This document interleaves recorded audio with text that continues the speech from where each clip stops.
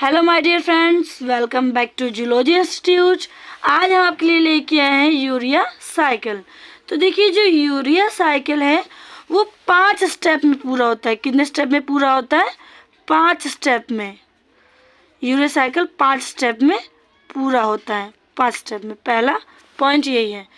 और दूसरा पॉइंट देखिए, दूसरा पॉइंट हम आपको बता देते हैं कि जो पहला स्टेप और जो दूसरा स्टेप है, सेकंड स्टेप जो है वो माइटोकॉन्ड्रिया में डन होता है। कहाँ होता है? माइटोकॉन्ड्रिया में। कहाँ होता है?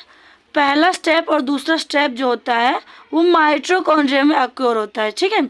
लेकिन जो होता है रेस्ट ऑफ देम, जो होते हैं रेस्ट ऑफ देम मतलब और जो और स्टेप जो बाकी बचे हैं तीनों स्टेप, ठीक है, जो और स्टेप्स होते हैं वो साइटोसोल में होते हैं। कहाँ होते हैं? साइटोसोल या फिर साइटोप्लाज्म भी बोल सकते हैं। साइटोप्लाज्म में होते हैं, ठीक है। इतना आपको समझ आया? जो यूरिया साइकिल है वो 5 स्टेप में पूरा होता है। कितने स्टेप में? 5 स्टेप में पूरा होता है, ठीक है। और पहला और दूसरा जो स्टेप है वो माइटोकॉन्ड्रिया में होता है और जो बाकी स्टेप जो बचे हुए हैं वो साइटोप्लाज्म या साइटोसोल में होता है, ठीक है। तो आपको बता देते हैं जो यूरिया साइकिल है वो स्टार्ट कहाँ से होता है। तो चलिए देखते हैं। देखिए, यूरिया साइकिल शुरू कैसे होता है।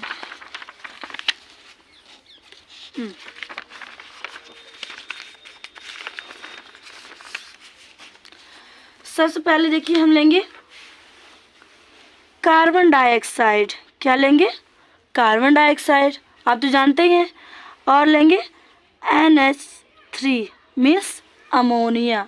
कार्बन डाइऑक्साइड और अमोनिया ये मिलेंगे और क्या बनाएंगे?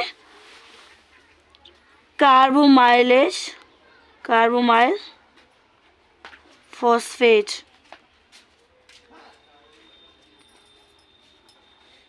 क्या बनाएंगे जी? Carbamoyl phosphate. देखिए, जब CO2 और NH3 मतलब कार्बन डाइऑक्साइड और अमोनिया मिलकर क्या बनाएंगे? Carbamoyl phosphate. और यहाँ पर देखिए एक ऑर्थिनिन प्रेजेंट होता है। क्या प्रेजेंट होता है? ऑर्थिनिन। यहाँ लिख देते हैं हम ऑर्थिनिन।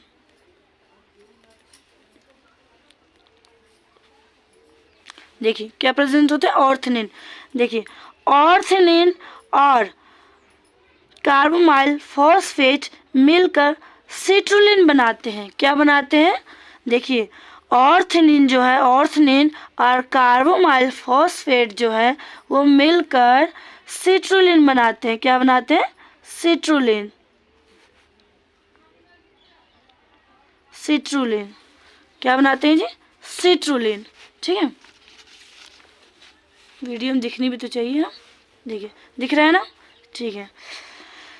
ऑर्थिनिन और कार्बोमाइल फॉस्फेट मिलकर सिट्रुलिन बनाते हैं, ठीक है। ये जो ऑर्थिनिन और कार्बोमाइल फॉस्फेट जो है ये वाला जो प्रोसेस है ये माइटोकॉन्ड्रिया के अंदर होता है। इतना समझ आया? लेकिन जो सिट्रुलिन है, अब सिट्रुलिन से जो प्रोसेस स्टार्ट होगा वो साइटोप्लाज्म के अंदर स्टार्ट होगा। अब प्रोसेस साइटोप्लाज्म के अंदर शुरू हो जाएगी। जैसे ही सिट्रुलिन साइटोप्लाज्म के अंदर आता है तो उसे एस्पार्टेट पसंद आ जाता है। कौन मिल जाता है उसे? एस्पार्टेट। एस्पार्टेट कौन मिल जाता है जी उसे? एस्पार्टेट। और सिट्रुलिन और एस्पार्टेट मिलकर आर्जिनोसक्सिनेट बनाते हैं। आर्जिनोसक्सिनेट का फॉर्मेशन करते हैं। सिट्रुलिन और एस्पार्टेट मिलकर आर्जिनोसक्सिनेट, देखो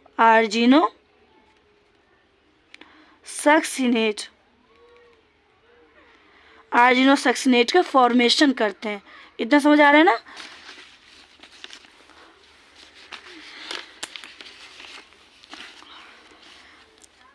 आर्जिनोसक्सिनेट, देखिए अब जो आर्जिनोसक्सिनेट है वो 2 कंपाउंड में टूटेगा। कितने कंपाउंड में टूटेगा?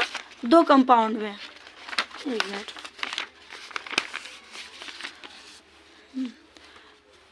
ये जो आर्जिनोसक्सिनेट है वो 2 कंपाउंड में टूट जाएगा। कितने कंपाउंड में टूटेगा जी?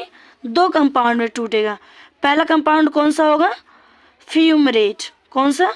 फ्यूमरेट। स्पेलिंग ध्यान से लिखिए, फ्यूमरेट। एंड सेकेंड किस में टूटेगा? आर्जिनिन। किस में टूटेगा? आर्जिनिन। आर्जिनिन किस में टूट गया? आर्जिनिन और फ्यूमरेट, दो कंपाउंड में टूट गया। जो आर्जिनोसक्सिनेट है वो दो कंपाउंड में टूट गया, फ्यूमरेट और आर्जिनिन। अब देखो जो आर्जिनिन है वो आर्जिनिन आगे चल के दो कंपाउंड में टूटेगा। कितने कंपाउंड में? दो कंपाउंड में। सबसे पहले यूरिया में टूटेगा। किस में? यूरिया में। और सेकंड टूटेगा ऑर्थनिन में। किस में? ऑर्थनिन में। पहला यूरिया में और दूसरा ऑर्थनिन में।